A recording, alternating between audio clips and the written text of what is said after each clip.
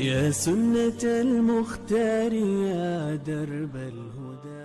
زندگی میں انسان جب قرآن و سنت کی تعلیمات سے بہرہ نہیں ہوتا تو اس سے کچھ کوتاہیاں ہو جاتی ہیں. اور کوتاہی کیسے ہوتی ہے؟ مثال کے طور پر ایک شخص نے اپنے اہلیہ کو ماں کہہ دیا. اس کو کہتے ہیں زہار کرنا. کہہ دیا انتی کا ظاہری امی، تم میری ماں جیسی ہو. تو اس کا کفارہ کیا ہے؟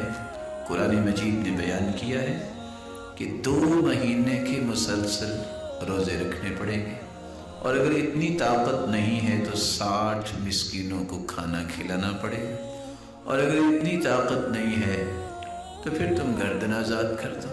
تینوں میں سے جو بھی پہلو تم اختیار کرو. قرآن مجید میں سورۃ المجادلہ میں اللہ ذوالجلال فرماتے ہیں فمن لم يجد فصيام شهرين متتابعين من قبل أن يتماسا.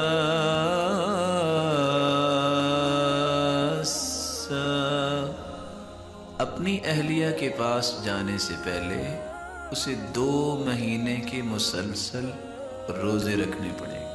پھر فرمایا فمن لم يستطع فإطعام 60 مسكينا ذلك لتؤمنوا بالله ورسوله وتلك حدود الله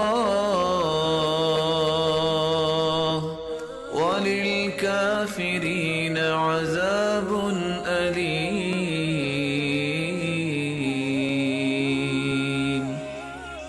جو اس بات کی طاقت نہیں رکھتا اسے چاہیے کہ وہ 60 مسکینوں کو کھانا کھلا دے.